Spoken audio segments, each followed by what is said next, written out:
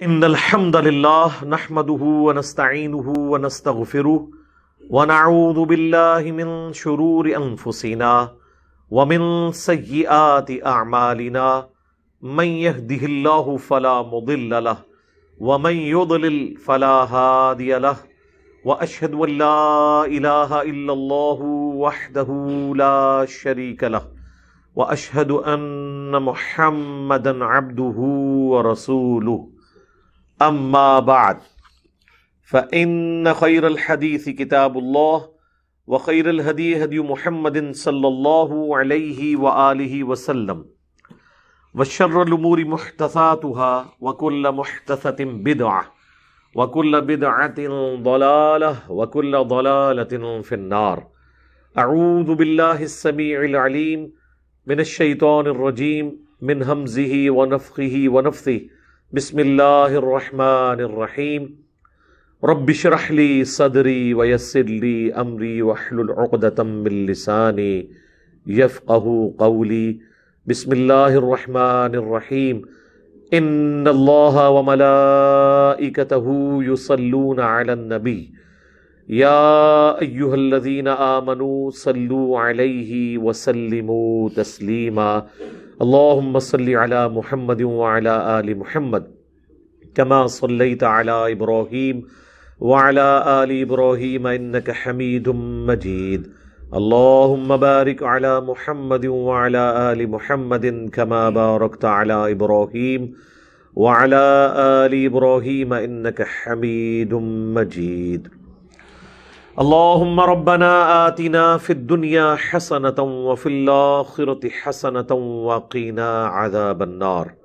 ربنا آتنا من لدنك رحمة وهيئ لنا من أمرنا رشدا. لا إله إلا أنت سبحانك إني كنت من الظالمين. حسبنا الله ونعم الوكيل. يا حي يا قيوم برحمتك أستغيث ولا حول ولا قوة الا باللہ العلی العظیم. آمین. الحمدللہ آج 2 جنوری 2022 کو سنڈے کے دن قرآن کلاس نمبر 107 میں ہم انشاءاللہ تعالی سورۃ الانعام کی آیت نمبر 50 سے آغاز کریں گے. سورۃ الانعام کی آیت نمبر 50 بڑی کریٹیکل آیت ہے.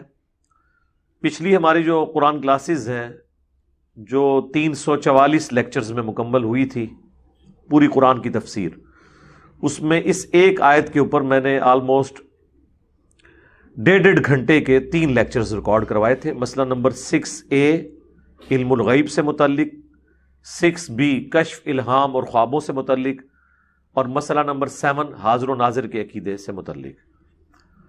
آج میں اتنی تفصیل میں نہیں جاؤں گا، صرف ترجمہ اور کچھ اس سے متعلقہ چیزیں انشاءاللہ ہم ڈسکس کر لیں گے، جو بھی اللہ تعالیٰ اس وقت شرح صدر کرے گا انشاءاللہ. اعوذ باللہ من الشیطان الرجیم. بسم اللہ الرحمن الرحیم. قل لا اقول لکم عندی خزائن اللہ. اے نبی تم فرما دو کہ میں یہ نہیں کہتا کہ میرے پاس اللہ کے خزانے ہیں، یعنی میں اس بات کا دعوے دار نہیں ہوں کہ میں اللہ کے خزانوں کا مالک ہوں، یا میں اللہ تعالیٰ نے جو مجھے خزانے عطا کیے ہیں ان پہ کوئی میری اپنی مرضی ہے. ہر انسان کو اللہ تعالیٰ نے کچھ نہ کچھ دیا ہوتا ہے، اور اللہ کے نبی تو محبوب ہیں صلی اللہ علیہ وآلہ وسلم. بعض لوگ اس کو کاؤنٹر کرنے کے لیے وہ صحیح مسلم کی حدیث لے کے آتے ہیں کہ اللہ کے محبوب صلی اللہ علیہ وآلہ وسلم نے فرمایا میں نے خواب دیکھی کہ اللہ تعالیٰ نے مجھے 2 خزانے عطا فرمائے. تو وہ کہتے ہیں اور خزانوں کی چابیاں عطا فرمائی. وہ کہتے ہیں پوری کائنات کی چابیاں دے دی ہیں. وہ واضح ان حدیث میں موجود ہے کہ وہ رومنز اور پرشینز کو جو مغلوب کرنا تھا اللہ نے نبی صلی اللہ علیہ وآلہ وسلم کے جانسار صحابہ کے ذریعے، ان کے خزانے اس امت کو ملنے والے تھے. اس سے مراد وہ چیزیں، اسی لیے بخاری اور مسلم دونوں میں آتا ہے نا کہ حضرت ابو ہریرہ رضی اللہ تعالیٰ عنہ نے جب مال کی ریل پیل دیکھی تو وہ صحابہ کی غربت کو یاد کیا کرتے تھے اور ڈرتے تھے کہ کہیں ایسا نہ ہو کہ جو کچھ ہمیں آخرت میں ملنا ہے اللہ نے دنیا میں تو نہیں دے دیا. اور پھر وہ فرمایا کرتے تھے، بخاری مسلم دونوں حدیث ہے، یہ ساری حدیث میں نے ڈسپلے کرائی ہیں، مجھے اپنے بعد تم سے شرک کا خوف نہیں، مجھے تم سے شرک کا خوف نہیں.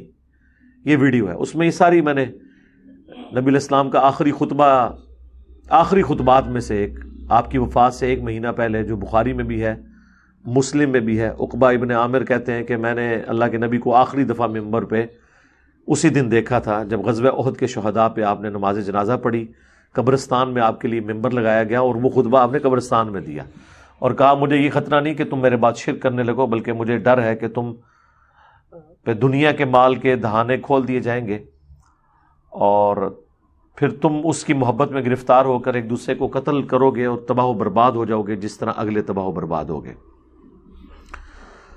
تو وہ ساری احادیث کو پیش نظر رکھتے ہوئے حضرت ابو ہریرہ کہا کرتے تھے کہ نبی علیہ السلام اور ان کے ساتھی جو اس وقت فوت ہو گئے ان کی محنتوں کے پھل ہم کھا رہے ہیں، یعنی جو اللہ کے نبی کے ساتھ اللہ کا وعدہ تھا وہ خزانے تم ان کو استعمال کر رہے ہو، یہ الفاظ ہیں بخاری مسلم میں۔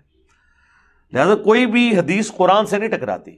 یہاں پر ان خزانوں سے مراد وہ ہے جو سورہ بنی اسرائیل میں آیا کہ اللہ کے نبی کو 9 معجزات وہ ڈیمانڈ کرتے تھے، کیوں نہیں دیے گئے؟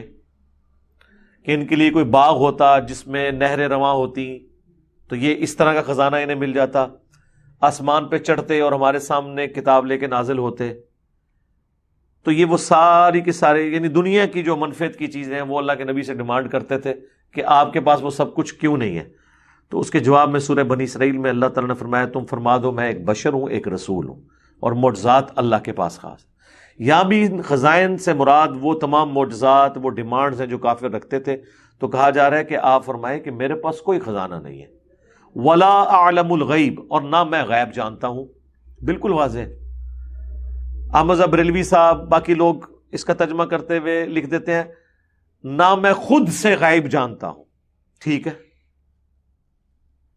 یہ بھی کوئی غلط نہیں ہے، لیکن جب آپ یہ کہیں گے کہ اللہ کے نبی علیہ السلام کو ما کان و ما یکون، جو کچھ ہو چکا جو کچھ ہونے والا ہے اس کا علم ہے، پھر ہم آپ سے پوچھیں گے یہ آپ کو کس نے بتایا؟ قرآن میں تو آیا کہ میں غیب نہیں جانتا، وہ کہتے ہیں نہیں، قرآن میں آیا کہ اللہ تعالیٰ نے فرمایا کہ اللہ تعالیٰ اپنے غیب پر کسی کو مطلع نہیں کرتا الا من ارتضی من رسول، مگر اپنے رسولوں میں سے۔ سورہ جن میں آیا یہ، سورہ آل عمران میں اللہ تعالیٰ نے 179 نمبر آیت میں فرمایا وَلَٰكِنَّ اللہ تعالیٰ اپنے غیب پر کسی کو مطلع نہیں کرتا مگر اپنے رسولوں میں سے، وَلَٰكِنَّ اللَّهَ يَجْتَبِي مِن رُّسُلِهِ مَن يَشَاءُ وَمَا كَانَ اللَّهُ لِيُطْلِعَكُمْ عَلَى الْغَيْبِ، اللہ کی یہ شان نہیں کہ تمہیں غیب پر اطلاع دے، وَلَٰكِنَّ اللَّهَ يَجْتَبِي مِن رُّسُلِهِ مَن يَشَاءُ، بلکہ اپنے رسولوں میں سے اللہ چن لیتا ہے جن کے اوپر یہ غیب کی خبریں کھولتا ہے۔ پس تم ایمان لاؤ اللہ پر اور اس کے رسول کے اوپر۔ تو یہ غیب کا عقیدہ ہے لیکن اللہ کے بتانے پر، لیکن جہاں پہ نہیں بتایا گیا وہاں نہیں۔ قرآن میں کئی جگہ آیا ہے اے نبی تم سے یہ پوچھتے ہیں قیامت کے بارے میں تو فرما دو کہ اس کا علم تو اللہ کے پاس ہے۔ وَيَقُولُونَ مَتَىٰ هَٰذَا الْوَعْدُ إِن كُنتُمْ صَادِقِينَ، یہ پوچھتے ہیں وہ وعدے کا دن کب آئے گا، اگر تم سچے ہو تو بتاؤ۔ تو اللہ کے نبی کو وہ جھٹلا رہے ہیں کہ اگر سچے ہو تو بتاؤ کب آئے گی قیامت۔ اب اللہ کے نبی کی عزت سٹیک پہ ہے، ہونا تو چاہیے کہ میرے نبی کو کہیں جھوٹا نہ کہہ دے تو میں تاریخ اور سن بتا دوں۔ اللہ نے فرمایا نہیں، قل انما العلم عند اللہ، اے نبی تم فرما دو اس کا علم اللہ کے ساتھ خاص ہے۔ وانما انا نذیر مبین، اور میں تو نہیں ہوں سوائے اس کے کہ میں کھلا ڈر سنانے والا ہوں۔ وہ اکثر پوچھتے ہیں نا، وہ کہتے ہیں جی آپ فیتا لے کے نبی کا علم غیب ناپتے ہیں۔ بھئی ہم نہیں ناپتے، جب قرآن بار بار کہے کہ قیامت کا علم نہیں دیا گیا اور ہم قرآن کی بات کو ریپیٹ کریں تو اس میں ناپنے والی کون سی بات ہوگی ہے؟ یعنی یہ آپ ہمیں ٹونٹ نہیں کروا رہے بلکہ اللہ تعالیٰ کو یہ ٹونٹ کر رہے ہیں، نعوذ باللہ من ذالک۔ جو دیا وہ ہم مانتے ہیں، جو نہیں دیا وہ نہیں مانتے۔ باقی یہ کہنا کہ جی نبی صلی اللہ علیہ وآلہ وسلم کے لیے یہ نقص تصور ہوگا کہ اللہ تعالیٰ ان کو علم الغیب نہ دے، تو یہ آپ کی نظر میں ہی نقص ہے، اللہ کے نزدیک تو ایسا نہیں ہے۔ اللہ نے تو واضح فرما دیا وَلَا أَعْلَمُ الْغَيْبِ، اے نبی تم فرما دو کہ نہ میں غیب جانتا ہوں، ان سین چیزوں کو۔ بخاری اور مسلم دونوں میں حدیث ہے کہ 5 چیزیں جو سورہ لقمان کے اینڈ میں آئی وہ اللہ کے ساتھ خاص ہیں، ان کو اللہ کے سوا کوئی نہیں جانتا، وہ اللہ کی غیب کی کنجی ہیں۔ اب ان میں بھی ایسی چیزیں موجود ہیں کہ جو اللہ تعالیٰ اپنے پیغمبر کو، مثلا اس میں ایک چیز آئی کہ کسی کو نہیں پتا وہ کس زمین میں مرے گا، لیکن صحیح مسلم میں حدیث ہے کہ غزوہ بدر سے ایک دن پہلے اللہ کے نبی علیہ السلام نے زمین پہ لکیریں کھینچی اور فرمایا کل یہاں پہ جو ہے وہ عتبہ کی لاش ہوگی، یہاں پہ ابو جہل کی لاش ہوگی، یہاں پہ شیبہ کی لاش ہوگی۔ اور حضرت عمر کہتے ہیں کہ واللہ ہم نے ان لاشوں کو اگلے دن انہی جگہوں پر پایا۔ تو اللہ کے نبی کو اللہ تعالیٰ نے یہ چیز بتا دی تھی۔ مسند احمد میں حدیث ہے، نبی علیہ السلام نے حضرت حسین ابن علی کو اٹھایا ہوا ہے اور زاروں کے تار رو رہے ہیں۔ مولا علی حاضر ہوئے اور پوچھا کہ اے اللہ کے نبی، میرے ماں باپ آپ پہ قربان، آپ کو کس نے غمگین کیا؟ تو فرمایا ابھی بھی جبرائیل آئے تھے اور انہوں نے مجھے بتایا کہ آپ اس بچے سے اتنا پیار کر رہے ہیں اور اس کو فرات کے کنارے شہید کر دیا جائے گا۔ اور پھر انہوں نے میری خاطر ایک ہاتھ یوں مار کے کربلا کی سرخ مٹی بھی مجھے دکھائی۔ اب نبی علیہ السلام کو یہ غیبی خبر کسی کے موت کے بارے میں دے دی تو یہ ہو سکتا ہے، لیکن یہ سب کچھ پیغمبروں کے ساتھ خاص ہے، پیغمبروں کے بعد نہیں، کیونکہ بخاری اور مسلم دونوں میں حدیث ہے میری وفات کے بعد غائب کی خبروں میں اب صرف مبشرات باقی ہیں۔ پوچھا کہ مبشرات؟ فرمایا خواب، اور خواب بھی تب غیبی خبر ہوں گے جب آپ اس خواب کو اسٹیبلش ہوتا ہوا دیکھ لیں۔ یعنی دنیا میں ایک شخص کوئی خواب دیکھتا ہے، جب تک وہ واقعہ ہو نہیں جاتا آپ کیسے کہہ سکتے ہیں کہ وہ سچا خواب ہے، سچی غیبی خبر ہے؟ اور رہ گیا آخرت کا معاملہ، وہ تو کنفرم ہو ہی نہیں سکتا جب تک آخرت میں پہنچ نہ جائیں یا دنیا میں کوئی پیغمبر اسے ویریفائی نہ کر دے۔ جس طرح صحیح بخاری میں حدیث ہے، ام العلا ایک بوڑھے صحابی تھے عثمان بن مظعون، ان کی خدمت کیا کرتی تھی، وہ فوت ہو گئے۔ اللہ کے نبی جب میت پہ آئے تو انہوں نے نبی علیہ السلام کی موجودگی میں کہہ دیا اے عثمان، تیرے لیے اللہ کے حضور جو ہے وہ خیر ہی خیر ہے، جنتیں ہیں، اور تیرا عمل اللہ تعالیٰ ضائع نہیں کرے گا، جو مطلب ایک دعائیں وہ دے سکتی تھی۔ تو اللہ کے نبی علیہ السلام پاس کھڑے تھے، آپ نے پوچھا کہ تمہیں کس نے بتا دیا؟ حالانکہ میں اللہ کا رسول ہوں، لیکن میں نہیں جانتا کہ اس کے ساتھ، تمہارے ساتھ اور خود میرے ساتھ کیا ہوگا۔ یہ میرے کے الفاظ بھی ہیں جی۔ تو ام العلا کہتی ہیں میں حضور کی اس بات سے اتنی غمگین اور ڈر گئی کہ آندہ میں نے عہد کر لیا کہ میں کسی شخص کے بارے میں کوئی کمنٹس نہیں پاس کروں گی۔ یہاں تو لوگ کہتے ہیں دیکھو جی جنتی چہرہ، جی سدھے لگتا ہے نورانی چہرہ، لوگ اپنی طرف سے جنتیں بانٹ رہے ہوتے ہیں۔ پھر کچھ دنوں بعد ام العلا نے ایک خواب دیکھا جس میں ایک چشمہ یا پانی دکھایا گیا، تو نبی علیہ السلام سے جب ذکر کیا تو آپ نے فرمایا یہ عثمان کا عمل ہے، یعنی واقعی اللہ تعالیٰ نے اس کو یہ عطا فرما دیا۔ لیکن اس سے پہلے حضور نے فرمایا نہ مجھے پتا ہے نہ تمہیں پتا ہے، اور وہ خواب کی تعبیر نبی علیہ السلام نے بیان فرمائی۔ اگر اللہ کے نبی موجود نہ ہوتے تو ہم اس خواب کی تعبیر بھی نہ جان سکتے۔ تو اس بات کو سمجھیں، یہ اتنا کوئی سادہ معاملہ نہیں ہے، لوگ خوابوں کے اوپر پورا دین کھڑا کر کے بیٹھے ہوئے۔ اور یہ تو سورہ احقاف میں بھی آیا، نبی تم فرماؤ میں کوئی نیا رسول نہیں ہوں اور مجھے نہیں پتا کہ خود میرے ساتھ اور تمہارے ساتھ کیا ہوگا۔ یہ اسی کانٹیکسٹ میں جو تم مجھ سے معجزات مانگتے ہو یا عذاب ڈیمانڈ کرتے ہو، یہ مجھے نہیں پتا، یہ اللہ کا ڈیسیژن ہے کہ کب کوئی معجزہ دکھانا ہے یا کب عذاب آنا ہے۔ رسولوں کا انکار کرنے کے عوض جو عذاب آتا تھا، عذاب استیصال۔ تو علم الغیب کے حوالے سے بہت زیادہ کنٹروورسی ہے مسلمانوں کے اندر۔ ایک طرف لوگ کیٹاگوریکل ڈینائی کر رہے ہوتے ہیں، دوسری طرف لوگ جو ہیں وہ ثابت کرتے ہوئے وہ اتنا آگے چلے جاتے ہیں۔ بخاری مسلم دونوں میں حدیث ہے، مسلم میں بڑی تفصیل کے ساتھ ہے۔ مسروق تابعی کہتے ہیں کہ میں حجرہ عائشہ کے ساتھ ٹیک لگا کے بیٹھا ہوتا ہوں، اما عائشہ حجرے میں اندر ہے، پردے میں ظاہر ہے، وہ بڑا لاڈلا شاگرد تھا مسروق، اور ان کی کنیت تھی ابو عائشہ، انہوں نے اپنی بیٹی کا نام بھی عائشہ رکھا ہوا تھا۔ بخاری مسلم دونوں میں، صحیح مسلم میں تو تفصیل کے ساتھ ہے۔ حضرت عائشہ ایک دن تھوڑی فرینک ہوئی اور کہا بیٹا جو بھی 3 باتوں میں سے کوئی ایک بات بھی کہے نا تو وہ اللہ پر جھوٹ باندھنے والا ہے۔ اور پہلی بات یہ ایسی کی کہ پکڑ کے یعنی سمجھ لیں مسلمانوں کی اکثریت کا عقیدے اکھاڑ کے پرے پھینک دیا۔ میرا یوٹیوب پہ کلپ بھی ہے سیدہ عائشہ کے 5 عقیدے۔ سیدہ عائشہ والے عقیدے آج امت میں بڑے کم لوگوں کے۔ انہوں نے کہا جو کوئی یہ کہے نا کہ نبی صلی اللہ علیہ وآلہ وسلم نے اللہ تعالیٰ کو دیکھا ہے تو اس نے اللہ پر جھوٹ باندھا ہے. لو جی کام بھی ختم. تو وہ مسروق کہتے ہیں اماں میری بات سنیں, میں اس پہ آرگومنٹ دیتا ہوں, آپ ٹھنڈے دل سے میری بات سنیں. انہوں نے کہا جی جذباتی نہ ہو, میں آپ کو بتاتا ہوں. پھر انہوں نے سورہ نجم کی آیات پڑھی تو اما عائشہ نے کہا کہ میں اس امت میں پہلی ہوں جس نے ان آیات کے بارے میں اللہ کے نبی سے خود پوچھا تھا. تو آپ نے فرمایا یہ جبرائیل کے ساتھ میری ملاقات ہوئی ہے.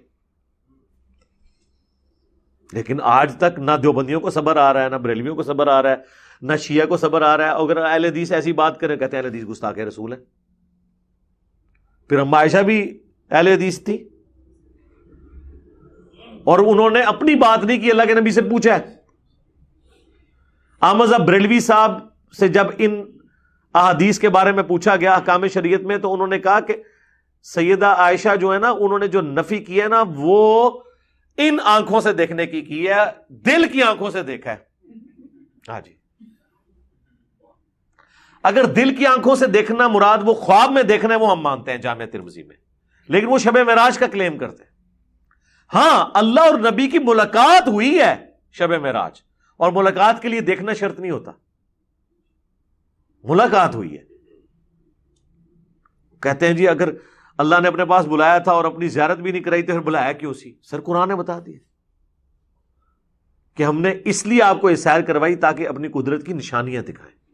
جنت دکھائی, سدرۃ المنتہا دکھایا, جہنم دکھا دی, پیغمبروں سے ملاقاتیں کروائیں. یہ تھوڑی چیزیں تھی خام خواہ اپنی طرف سے. پھر انہوں نے کہا دوسری بات کہ جو شخص یہ کہے کہ اللہ کے نبی علیہ السلام نے کچھ دین کا حصہ بیان کر دیا کچھ چھپا لیا تو اس نے بھی اللہ پہ جھوٹ باندھا. پھر سورۃ المائدہ کی انہوں نے آیت تلاوت کی, یا ایھا الرسول بلغ ما انزل الیک من ربک, اے رسول پہنچا دیجئے جو اللہ نے وحی کیا ہے آپ کی طرف, اور اگر آپ نے نہ پہنچایا تو آپ نے رسالت کا حق نہ ادا کیا. یہ آیت پڑھ کے اما سیدھا استدلال ہی قرآن کی آیات سے کرتی تھی. انہوں نے کہا اللہ نے واضح فرما دیا ہے کہ اگر اللہ کے نبی نے پیغام نہیں پہنچایا تو رسالت کا حق نہیں ادا کیا, لہذا جو یہ کہتا ہے نا کہ حضور نے کوئی خاص بات خاص لوگوں کو بتائی باقی امت کو نہیں بتائی ہے, تو یہ اللہ کے اوپر اور اللہ کے نبی پہ جھوٹ ہے, کیونکہ اللہ کے نبی دین بتا کے گئے ہیں. پوری تصوف کھڑی ہے اس کے اوپر. اما عائشہ نے ونڈ کے پر ماری ہے صوفیت کہ جی وہ دین سینہ بسینہ چلتا ہے, کتابوں میں سارا دین نہیں ہوتا. جن کا دین کتابوں میں نہیں ہوتا وہ یہی کہتے ہیں ہمارا تو سارا دین کتابوں میں ہے. اور اللہ کا شکر ہے اگر آپ کا دین کتابوں کو سپورٹو بھی ہوتا تو ہم مان لیتے. آپ کتاب کے بالکل الٹ بتائیں اور سینہ بسینہ, میاں تو پھر ہم یہی کہیں گے نا آپ کو. ہم بزرگوں کی قبروں اور سینوں سے فیض لینے کے قائل ہیں. وہ اس قسم کے ہم پھر فیض کو تو وہ تو کہانیاں ہی ہوں گی نا. اور تیسری بات اما عائشہ نے فرمائی کہ جو کوئی کہتا ہے نا کہ اللہ کے نبی غیب جان لیتے تھے, تو قرآن نے واضح کہا ہے کہ غیب کو اللہ کے سوا کوئی نہیں جانتا. لو جی گال ہی ختم ہو گئی. وہ عطائی مستقل بذات غیر مستقل بذات وہ کیٹاگوریکل انہوں نے ڈینائی کیا کہ بھئی غیب اگر اللہ کے نبی کو پتا بھی ہے تو وہ غیبی خبریں ہیں, ان کا تو کوئی انکار نہیں کرتا. مسئلہ اس وقت ہے جب آپ کہتے ہیں کہ اللہ کے نبی علیہ السلام روزہ شریف میں جو ہے وہ پوری دنیا میں ہونے والے واقعات کو آبزرو کر رہے ہیں.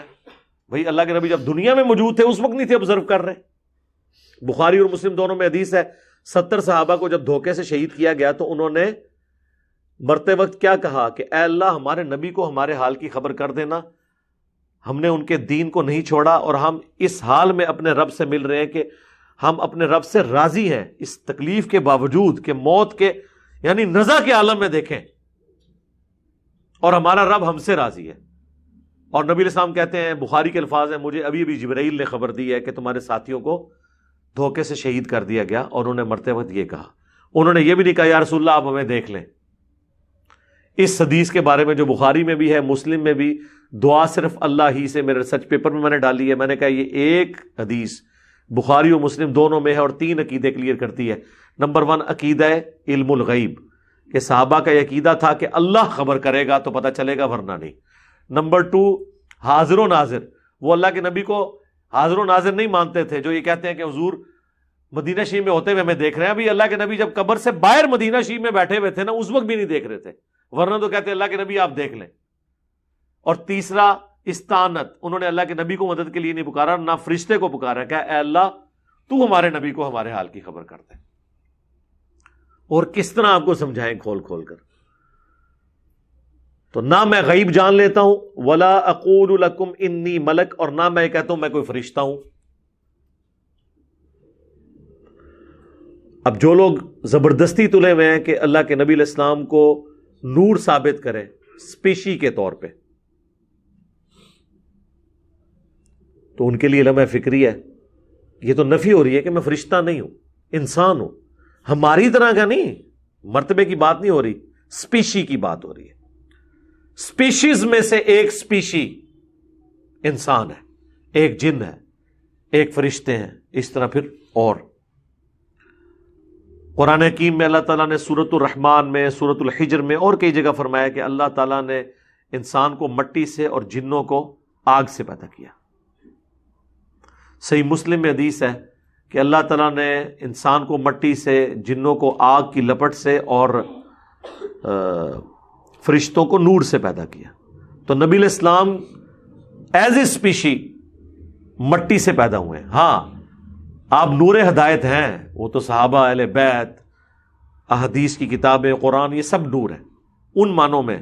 انا ارسلناک شاہدا ومبشرا ونذیرا وداعیا الی اللہ باذنہ وسراجا منیرا، آپ ایسے سورج ہیں جو چمکا دینے والے ہیں۔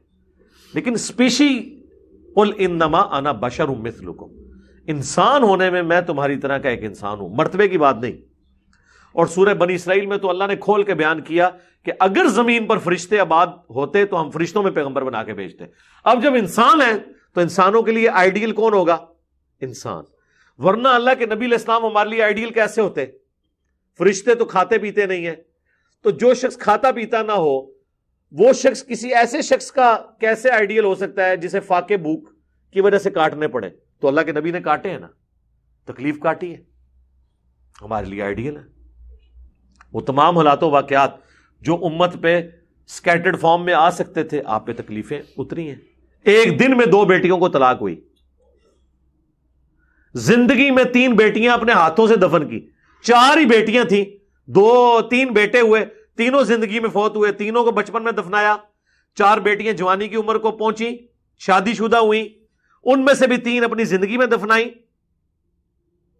اور چوتھی جو ایک بچ گئی تھی، باقی ساری اولاد فوت ہو چکی ہے، اس کو بھی کہا کہ میرے مرنے کے بعد سب سے پہلے تم مجھے آ کے ملو گی۔ وہ بھی 20 سال کی عمر میں، نبی علیہ السلام کی وفات کے 6 مہینے بعد سیدہ فاطمہ سلام اللہ علیہا وہ بھی فوت ہوگی۔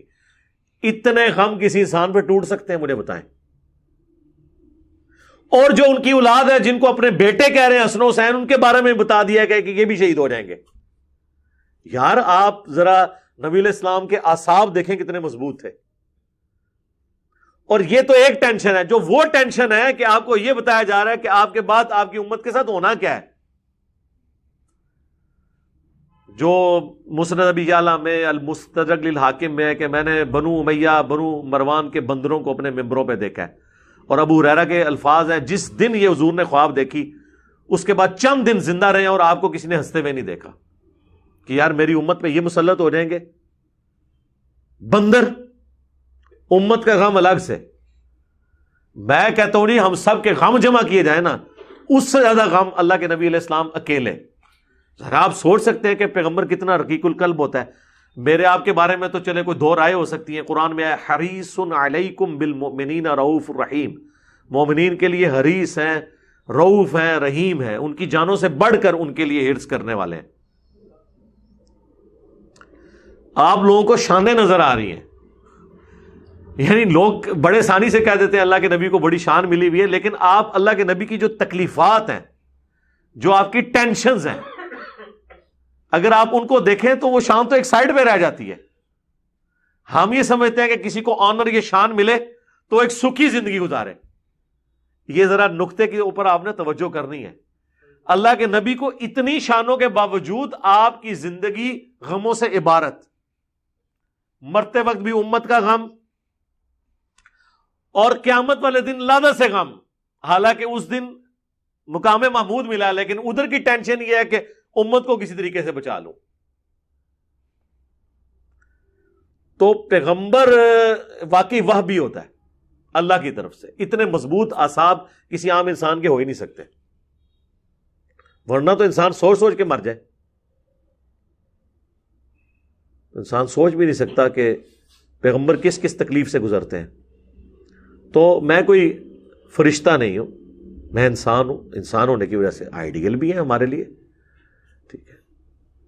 ان اتبع الا ما یوحى الی.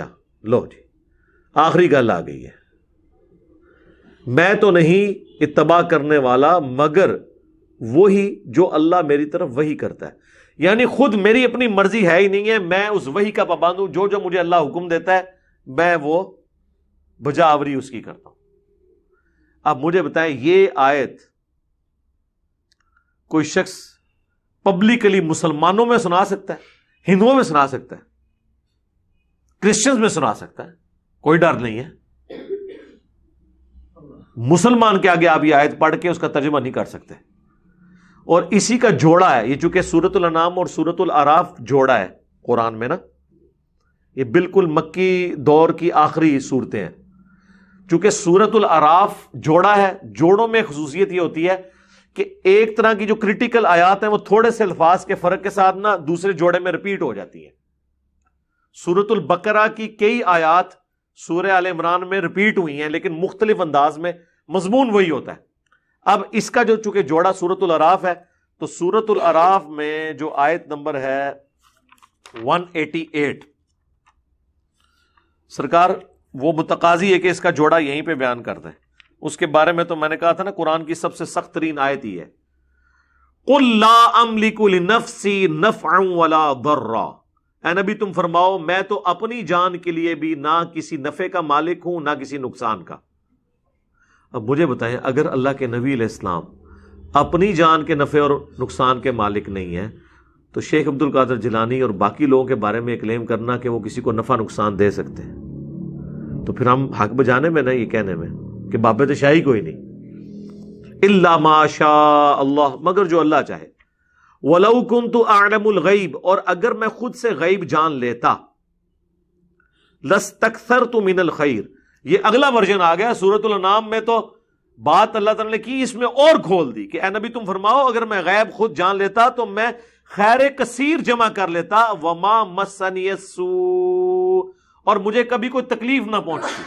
دنیا میں کوئی شخص غیب جان لینا وہ آنے والی تکلیف سے بچ سکتا ہے، ایٹ لیسٹ جو سرکمسٹانسز سے ریلیٹڈ ہے وہ پلان کر سکتا ہے. لیکن اللہ کے نبی کو کہا جا رہا ہے کہ آپ فرمائیں اگر میں غیب جان لیتا تو میں خیر کثیر جمع کر لیتا. ظاہر ہے کہ دنیا کا ہر خزانہ پتہ چل جاتا. اگر اللہ کے نبی خود غیب جان لیتے ہوتے تو یہ تیل جو 100 سال پہلے عرب کی سرزمین میں نکلا ہے تو اللہ کے نبی پہلے ہی بتا دیتے تیل نیچے سے نکلا ہے. لیکن اللہ نے اس کو مخفی رکھا ہے. اللہ کے نبی پہ بھی اور شکر ہے بزرگان دین ہی چونکہ نہیں دریافت ہوا، نہیں تو انہوں نے کہا سی بزرگوں نے تیل دریافت کر لیا.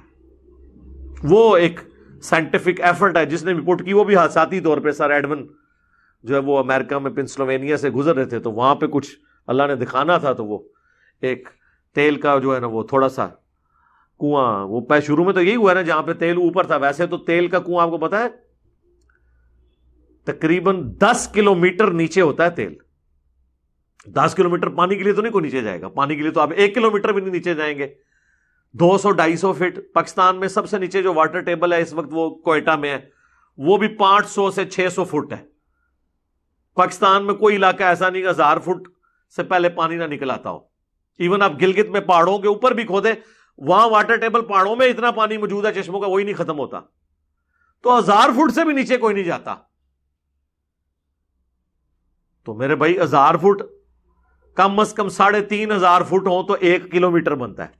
اور 10 کلومیٹر کس نے جانا ہے نیچے؟ اس زمانے میں تو کوئی اس طرح کے انسٹرومنٹ بھی نہیں تھے. لیکن وہ پہلا کنواں جو ہے پنسلوینیا میں 1853 میں وہ کنواں ابھی تک انہوں نے سیو کر کے رکھا ہوا ہے، اس کے اوپر وہ عمارت اور وہ تصویریں ہم نے کئی دفعہ اپنی ویڈیوز میں لگائی ہیں، اللہ نے دکھا دیا۔ تو اللہ تعالیٰ فرما رہا ہے کہ مجھے کوئی تکلیف نہ آتی ہے نبی، تم فرماؤ اگر میں غیب جان لیتا ہوں۔ تو ظاہر ہے آپ علیہ السلام مستقبل کو فورسی کر سکتے تھے۔ مثلا آپ دنیا میں سمجھ لیں، اگر بے نظیر بھٹو کو یہ پتہ چل جاتا کہ پنڈی جلسے کے بعد مجھے ٹارگٹ کے طور پر کل کر دیا جائے گا ایک سنیپر کے ذریعے، تو اس دن تو اس نے مطلب وہ تو گاڑی سے باہر نکالا ہے نا، اسے اس نے گھر سے باہر نہیں تھا نکلنا۔ ظاہر ہے کہ اس ڈیٹ کو اتنے بجے تمہیں قتل کیا جائے گا وہاں پر، اور ظاہر ہے جب وہ ڈیٹ گزر جائے گی تو وہ خطرہ ٹال جائے گا، پلان سارا چوپٹ، جس طرح اللہ تعالیٰ پیغمبروں کے ساتھ کرتا ہے جب بچانا ہوتا ہے۔ جس طرح کہ نبی علیہ السلام ہجرت والی رات اللہ تعالیٰ نے اونگ طاری کر دی ان کافروں پہ، نبی علیہ السلام نکل گئے، بہت صبح ہوئی تو وہ جاگے تو دیکھا حضرت علی بستر پہ لیٹے ہوئے، ترا نکل گیا، انہوں نے ایک ہوا ہے بھئی اللہ نے بچا لیا۔ تو اے نبی مجھے فرما دو کوئی تکلیف نہ آتی۔ تو غزوہ احد میں آئی ہے نا تکلیف۔ اگر اللہ کے نبی علیہ السلام کو یہ پتا ہوتا کہ اس لیول کی تکلیف اس طرح آنی ہے، اشارہ تو آپ کو خواب میں مل گیا تھا، صحیح بخاری میں آپ نے دیکھا کہ میرے سامنے گائے ذبح ہو رہی ہے، تو حضور علیہ السلام نے کہا کہ میں نے اس سے فورسی کر لی کہ مسلمانوں کو تکلیف پہنچے گی اس میں، تو زیادہ تر کیا سوچا ہوگا کہ کچھ ہمارے بھی شہید ہوں گے، کچھ ان کے مر جائیں گے۔ اللہ کے نبی نے یہ سوچا ہی نہیں تھا کہ مدینے کا کوئی گھر نہیں بچے گا جس میں سے کسی انصاری کی لاش نہ اس گھر میں گئی ہو۔ 70 سے زیادہ لوگ صحابہ شہید ہو گئے، اور فتح شکست میں بدل گئی چند لوگوں کی نافرمانی کرنے کے سبب۔ اور اپنے بارے میں تو اللہ کے نبی نے سوچا بھی نہیں ہوگا کہ میرے بھی 4 دانت شہید ہونے ہیں۔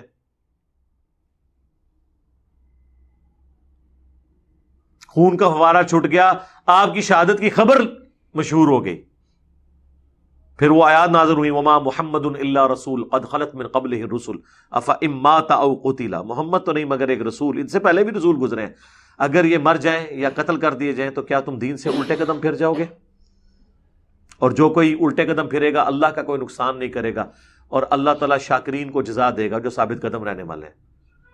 یعنی تم نے ہمارے نبی پہ کوئی احسان کیا ایمان قبول کر کے، اگر اللہ کے نبی دنیا سے چلے بھی جائیں تم نے اپنے لیے ایمان قبول کیا، اللہ کے نبی کو تو کوئی فرق نہیں پڑے گا۔ تو اب یہ نبی علیہ السلام کو تو نہیں پتا تھا، اے نبی تم فرماؤ کہ نہ مجھے کوئی تکلیف پہنچتی، ان انا الا نذیر و بشیر، میں تو نہیں مگر ڈر سنانے والا اور خوشخبری سنانے والا، لقوم یؤمنون، ان لوگوں کے لیے جو بات کو ماننا چاہیں یا ایمان لانا چاہیں۔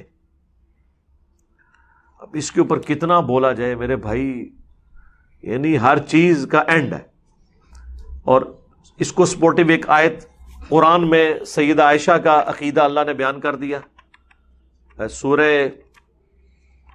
التحریم کے سٹارٹ میں پارہ نمبر 28 میں امت کو بتا دیا کہ یہ عقیدہ ہونا چاہیے۔ آیت نمبر 3 ہے سورہ التحریم، وَإِذْ أَسَرَّ النَّبِيُّ إِلَىٰ بَعْضِ أَزْوَاجِهِ حَدِيثًا، اور جب نبی صلی اللہ علیہ وآلہ وسلم نے اپنی کسی زوجہ سے ایک راز کی بات کہی، فَلَمَّا نَبَّأَتْ بِهِ وَأَظْهَرَهُ اللَّهُ عَلَيْهِ، اور اس بیوی نے نبی علیہ السلام کی یہ خبر لیک کر دی، یعنی دوسری بیوی کو سیدہ حفصہ کو بتا دی۔ یہ بخاری مسلم میں آتا ہے کہ یہ 2 بیویاں سیدہ عائشہ اور حفصہ تھی، اور اللہ نے ان پر ظاہر کر دیا، عرف بعضہ واعرض عن بعض، تو نبی علیہ السلام نے بعض چیزیں تو بیان کر دی اپنی اس بیوی سے اور بعض سے اعراض کیا، یعنی مکمل نہیں کیا کہ کہیں نیگیٹو سائیکالوجی نہ ہو، کچھ بتایا کہ مجھے اتنا پتا چلا ہے، وہ اگلے بندے کو ایسی تسلی ہو جاتی ہے شکر ہے پوری گل نہیں پتا لگی، میں طے بھی کر دیتی سی اگے۔ تو اچھا ٹیچر یہی ہوتا ہے کہ اور میں بھی ایسے کرتا ہوں اپنے اسٹوڈنٹ کے ساتھ، پتہ مجھے سارا کچھ ہوتا ہے، میرے تو زیادہ ہوشیار نہیں ہوں، لیکن بعض اوقات میں کچھ تھوڑی سی چیز کر کے باقی کو اوور لک کر دیتا ہوں۔ اچھا ٹیچر اسی طریقے سے آپ کا بیہیویئر اپنے بیوی بچوں کے ساتھ بھی ہونا چاہیے، یہ نہیں کہ ایک وہ کہنا میں تمہیں پھر پچھلی بھی ساری گڑاواں گا، خدا آدھا نہ ہے، سولوشن اینڈ پہ آئیں، اس میں بھی آپ کچھ چیز کریں، کچھ اوور لک کر دیں، یہ نبیوں کی سنت ہے۔ عرف بعضہ واعرض عن بعض، بعض بتا دی، بعض سے خود اعراض کیا، تاکہ وہ کہتے ہیں بھاگنے کا راستہ بھی تو ہونا چاہیے نا، اگلے بندے کو آپ اتنا ہی نہ کر دیں، منوے بھی پتا ہے، ہو سکتا ہے کہ ایسے ٹھیک ہے ان کر لے پھر جو ہوتا ہی، یہ بھی ہو جاتا ہوتا ہے، بیویوں کے کیس میں تو یہ ہوتا ہے، مطلب ہمارے ساتھ تو یہ ہو سکتا ہے، لیکن یہ میں ایک خاص بتا رہا ہوں آپ کو. تو فلما نبأہا بہ، تو جب نبی علیہ السلام نے ان کو خبر دی اس کے بارے میں کہ دیکھو بھئی یہ ہوا، قالت من انبأک ھذا، اب بیوی تھی، ویسے تو اس طریقے سے بات کرنا تو شان رسالت کے ادب کے خلاف ہے کہ اللہ کے نبی کہیں کہ تم نے یہ میری بات لیک کی ہے. ہمیں کوئی کہے تو ہم یہ تو نہیں آگے سے کہیں گے تو ہم کنے دسیا ہے، ہمیں پتہ ہے اللہ کے نبی ہے، وہی نازل ہوئی ہوگی. لیکن ہماری اس میں کتنی لرننگ ہوگی کہ جب اللہ کے نبی سے پوچھا کہ آپ کو کس نے بتایا، اب تو ہونا چاہیے تھا آپ کہتے میں عالم الغیب ہوں، انہی والے عقیدے سے. ما کان و ما یکون کا علم اللہ نے مجھے دے دیا ہے، اللہ کی اطاعت سے مجھے پہلے ہی پتہ چل جاتا ہے. قال نبانی العلیم الخبیر، تو نبی نے فرمایا مجھے خبر دی ہے علم والے نے اور خبر رکھنے والے نے، مجھے اس نے خبر دی ہے. اللہ کے نبی نے یہ نہیں اور اما عائشہ کا بھی عقیدہ کلیئر ہو گیا، انہوں نے یہ نہیں سمجھا کہ اللہ کے نبی سب کچھ جان لیا کرتے تھے. پھر جو 3 اصحاب کی توبہ کا واقعہ ہے جو بخاری مسلم دونوں میں آیا غزوہ تبوک کے موقع پر، وہاں پہ بھی آپ دیکھ لیں وہ صحابی کہتے ہیں کہ کعب بن مالک، قرآن میں صرف ان کے توبہ کا ذکر آیا ہے، اس کی وجہ سے سورہ توبہ اس کا نام ہے. ڈیٹیل پوری آئی ہے، غزوہ تبوک پہ پیچھے رہ گئے تھے. اس میں وہ کہتے ہیں کہ باقی لوگ بہانے کر رہے تھے، میں نے بھی سوچا میں بھی جا کے بہانہ کر لوں. پھر میں نے کہا کہ اگر میں نے بہانہ کیا تو بعد میں اللہ تو اپنے نبی کو بتا ہی دے گا کہ اس نے جھوٹ بولا ہے، تو پھر اینڈ پہ پول تو میرا کھل ہی جانا ہے. تو میں نے پھر سچ بتا دیا کہ میری یہ سستی ہے، میں نہیں جا سکا. پھر 50 دن کا بائیکاٹ ہوا، پھر آیات نازل ہوئی. تو اس صحابی کا بھی کیا عقیدہ ہے کہ اگر میں نے حضور کو دھوکہ بھی دیا تو وقتی طور پہ دوں گا، بعد میں اللہ تو بتا دے گا. پھر سورہ توبہ میں بھی اے نبی یہ جھوٹی قسمیں کھاتے ہیں، یہ آپ کو تو راضی کر لیں گے لیکن اللہ کو تو پتہ ہے، اللہ کو کیسے راضی کر سکتے ہیں. پورے قرآن اور احادیث کا اسلوب اسی طرف جاتا ہے کہ اللہ کے نبی علیہ السلام کو غیبی خبر دی جاتی تھی، ما کان و ما یکون والا معاملہ نہیں تھا.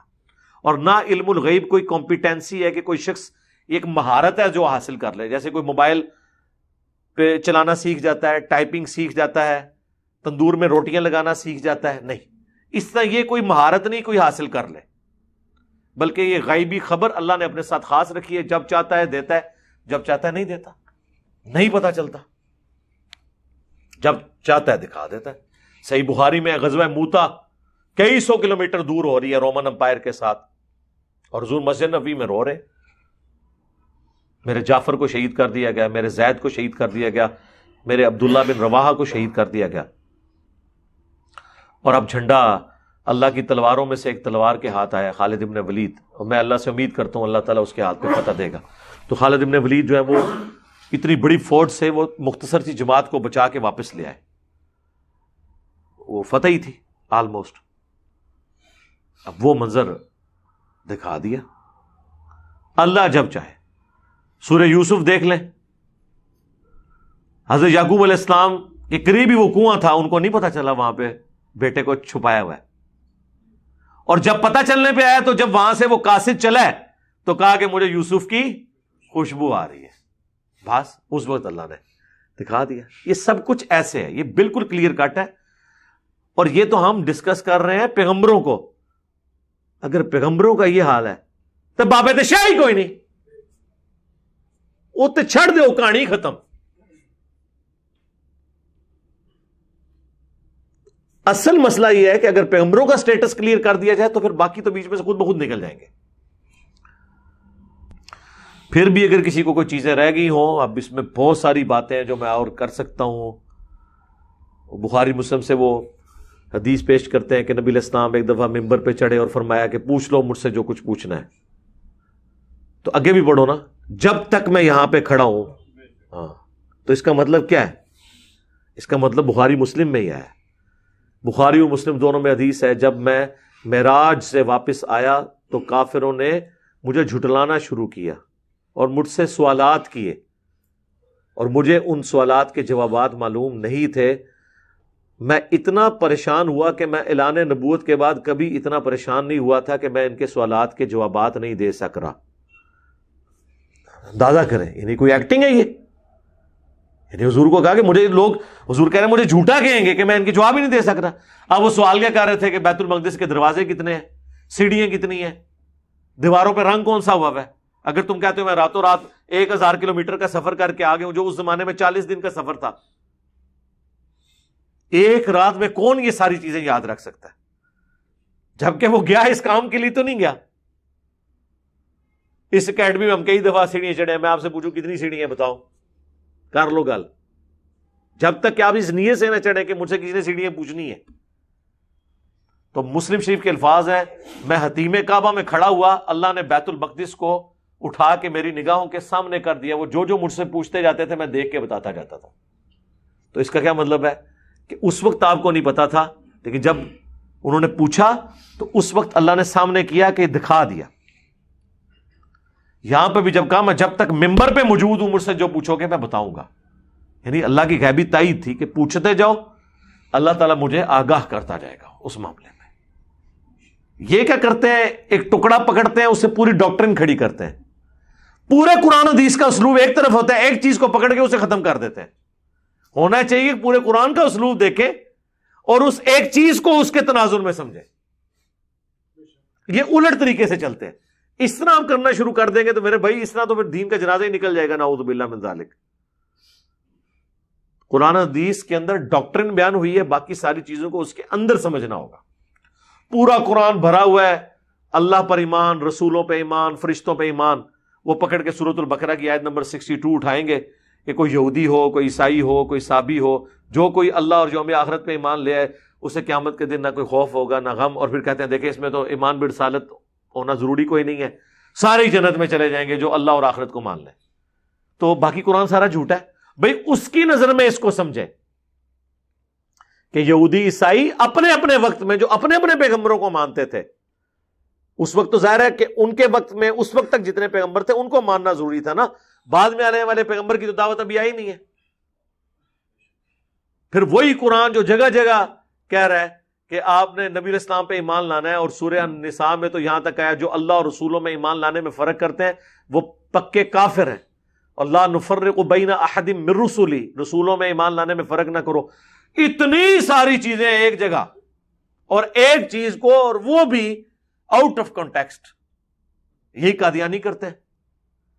پورا قرآن اس مقدمے پہ کھڑا ہے کہ جب بھی کوئی پیغمبر آیا اپنے سے بعد آنے والے پیغمبر کے بارے میں اس نے خبر دی ہے اور کہا ہے کہ مجھ پہ بھی ایمان لانا ہے. جس طرح حضرت عیسیٰ علیہ السلام کے بارے میں تمہیں بشارت دیتا ہوں ایک پیغمبر کی. قرآن پورے میں یہ آ رہا ہے ایمان لاؤ اس پر اور جو اس سے پہلے نازل ہوا. پورے قرآن میں کہیں نہیں آیا کہ جو اس کے بعد نازل ہوگا. وہ پکڑ کے کہتے ہیں سورہ حج میں آیت ہے کہ اللہ تعالیٰ فرشتوں میں سے اور انسانوں میں سے جسے چاہتا ہے رسول چن لیتا ہے، اور کہتے ہیں مضارع کا صیغہ ہے، چن لیتا ہے یا چن لے گا. تو وہ کہتے ہیں قادیانی دجال کو چن لیا. بھائی یہ ٹھیک ہے کہ مضارع کا صیغہ مستقبل کو بھی کفایت کرتا ہے اور حال کو بھی، لیکن یہ نہیں ہوتا کہ ضروری ہے کہ مستقبل بھی اس میں شامل ہو. صرف حال کے لیے بھی آ سکتا ہے، صرف مستقبل کے لیے بھی. وہ اس کو پکڑ کے پورے قرآن کی ڈاکٹرن کو بدلنے کی کوشش کرتے ہیں. اب ختم نبوت تم مردوں میں سے کسی کے باپ نہیں، یعنی مراد آپ کا کوئی بیٹا مرد نہیں ہوگا. ما کان محمد ابا احد من رجالکم ولکن رسول اللہ وخاتم النبیین. جس طرح یہ چیز طے ہے نا کہ آپ کسی مرد کے باپ نہیں ہیں، اسی طریقے سے یہ بات بھی طے ہے بلکہ آپ اللہ کے رسول ہیں اور سلسلہ نبوت کی مہر ہے. مراد کیا ہے؟ اللہ تعالیٰ یہ کہنا چاہ رہا تھا کہ حضور کے بعد بھی بہت پیغمبر آئیں گے اور حضور مہریں لگایا کریں گے. کہا جا رہا ہے کسی مرد کے باپ نہیں، یعنی مراد یہ کہ آپ کا کوئی بچہ مرد بنے گا ہی نہیں. جب مرد نہیں بنے گا تو حضور کا اپنا بیٹا بھی کوئی پیغمبر نہیں ہوگا. اور مرد نہ بننے کی وجہ یہ ہے کہ حضور کے بعد نبوت نہیں چلنی. ابراہیم کا بیٹا پیغمبر تھا تو محمد رسول اللہ کے بیٹا بھی پیغمبر ہوتے، لیکن آپ مردوں میں سے کسی کے باپ ہے ہی نہیں ہے. زید ابن حارثہ کو تم کہتے ہو وہ بھی منہ بولے بیٹے ہیں. ولیکن رسول اللہ، بلکہ وہ تو اللہ کے رسول ہیں، اور وخاتم النبیین، وہ تو نبوت کی مہر ہے، سیل آف دا پروفٹ ہے. اینڈ ہو گیا سب کچھ، ڈاکومنٹ کے اینڈ پہ مہر لگتی ہے. وہ سیل بھی، اور دوسرا جب کسی لفافے کو بھیجا جاتا تھا تو سیل کیا جاتا تھا، جس کی طرف جاتا تھا وہ کھولتا تھا. اس درمیان کوئی چیز ایڈ نہیں ہو سکتی. لیکن اس کا یہ مطلب نکال لینا تو کہاں جا کے گرتے ہیں. پھر بخاری مسلم کی احادیث تو درجنوں اس پہ گواہ ہے. اے علی تو اس پہ خوش نہیں کہ تیری میرے ساتھ وہی نسبت ہے جو ہارون کی موسیٰ کے ساتھ، مگر میرے بعد کوئی نبی نہیں۔ یہاں بڑا موقع تھا کہ ہارون بھی نبی، موسیٰ بھی، اور مولا علی کو حضور کہہ رہے ہیں کہ تیری نسبت تو وہی ہے لیکن میرے بعد کوئی نبی نہیں، یعنی مولا علی نبی نہیں۔ جناب اگر مولا علی نبی نہیں ہے نا تب باپ شاہ ہی کوئی نہیں، یعنی اس امت میں اگر کوئی حقدار تھا نبوت کا تو حضور کا بچہ تو حضرت علی تھے نا۔ آپ کی سلبی اولاد تو اس طرح نہیں چلی، سیدہ فاطمہ سے چلی، تو علی کو جب کہہ دیا نا کہ تو بھی نہیں تو باقی تو سارے ویسے ہی فارغ ہو گئے۔ پھر بخاری مسلم کی حدیث کہ باقی انبیاء اور میری مثال ایک خوبصورت عمارت کی سی ہے جس میں ایک اینٹ کی جگہ باقی ہے۔ جو لوگ بھی گزرتے ہیں بڑی تعریف کرتے ہیں، کہتے ہیں یہ ایک اینٹ لگ جائے تو یہ عمارت مکمل ہو جائے گی، وہ ایک اینٹ میں ہوں۔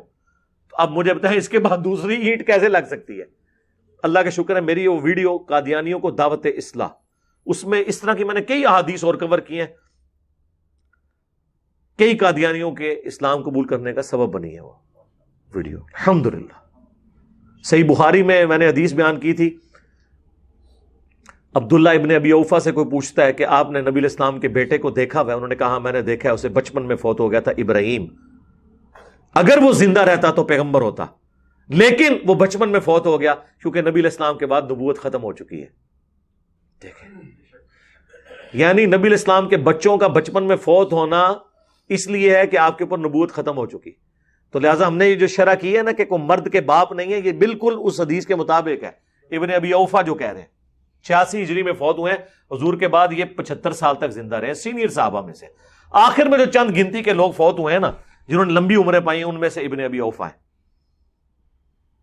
اور وہ تو یہ کر رہے ہیں۔ اور یہ آدھی حدیث میں وہ جو حضور نے فرمایا کہ اگر ابراہیم زندہ رہتا تو پیغمبر ہوتا، تو یار اس کا مطلب یہ نکال دیا تم نے کہ پیغمبری جاری ہے؟ یہ مطلب نہیں نکالا کہ اس لیے وہ نہیں رہا کہ پیغمبری ختم ہے۔ اور یہ عبداللہ ابن ابی اوفا نے خود صحیح بخاری میں بیان کیا، پوری روایت بیان کرو۔ یہ اسی طریقے سے ہے، اگر مجھے امت کا خیال نہ ہو تو میں مسواک فرض کر دوں، اس سے اگر کوئی یہ رزلٹ نکال لے کہ دانت صاف کرنے کی کوئی ضرورت نہیں ہے، بالکل نہیں کرنے چاہیے، اس کی بجائے یہ نکالا جائے گا کہ اللہ کے نبی علیہ السلام دانتوں کی صفائی پہ اتنا زور دیتے تھے کہ آپ نے فرمایا اگر مجھے امت کا خیال نہ ہو تو میں فرض کر دوں ہر نماز کے ساتھ مسواک کرو۔ تو ایٹ لیسٹ اگر ہر نماز کے ساتھ نہیں کر سکتے، دن رات میں ایک دفعہ تو ضرور کرو، دانتوں کو صاف رکھو۔ یہ مطلب نکالنا چاہیے، دوسرے والا مطلب ٹھیک ہے۔ وہ خاوند اپنی بیویوں کو کہتے ہیں نا جی، ابو داؤد ترمذی میں حدیث ہے، اگر سجدہ جائز ہوتا تو میں بیویوں سے کہتا کہ اپنے خامدوں کو سجدہ کریں اس حق کے سبب جو اللہ نے ان پہ رکھا ہے۔ تو اس میں جو کچھ تیز ترار بیویاں نے وہ خامدوں کہتی ہیں دیکھو پھر حکم تے کو نہیں نہ ہویا سجدے تھا۔ اس سے یہ رزلٹ نکالنا تھا یہ کہ حکم ہونے والا سی کام نیڑے ہی سی، لہذا سجدہ تو نہیں کرنا لیکن باقی خامندہ ریکارڈ کرنا ہے۔ اس کا اگر کوئی یہ رزلٹ نکال لے کہ چونکہ سجدے کا حکم نہیں ہوا لہذا خامند کو کوئی پوچھنے کی ضرورت نہیں، اللہ نے فارغ کیتا ہے میں بھی فارغ کر دینا ہے۔ بالکل عام لنگوسٹک میں یہ باتیں ہو رہی ہوتی ہیں، انسان تھوڑی سی عقل استعمال کرے تو انسان کو پتہ چل جاتا ہے کہ کون بندہ دو نمبری کر رہا ہے اور کون صحیح بات کر رہا ہے۔ اللہ کا شکر ہے۔ قل هل يستوي الاعمى والبصير، اے نبی تم فرماؤ کہ کیا آنکھ والے اور اندھا اور آنکھ والا دیکھنے والا برابر ہو سکتا ہے؟ افلا تتفکرون، کیا تم غور و تفکر نہیں کرتے؟ اب یہاں اسپیسیفکلی اللہ تعالیٰ مثال دے رہا ہے جس طرح اندھا اور دیکھنے والا برابر نہیں ہو سکتے، اسی طریقے سے جو حق قبول کرنے والا اور حق قبول نہ کرنے والا یہ برابر نہیں ہو سکتے۔ یعنی جو پیغمبروں کی دعوت کو قبول کر لے تو سمجھے اس کی آنکھیں کھلی ہوئی ہیں، اور جو حق سے اناد کرتا ہے سمجھے کہ وہ اندھا ہے۔ اللہم انا نسألک جنت الفردوس مع النبیین والصدیقین والشہداء والصالحین، اللہم من احییتہ منا فاحیہ علی الاسلام ومن توفیتہ منا فتوفہ علی الایمان۔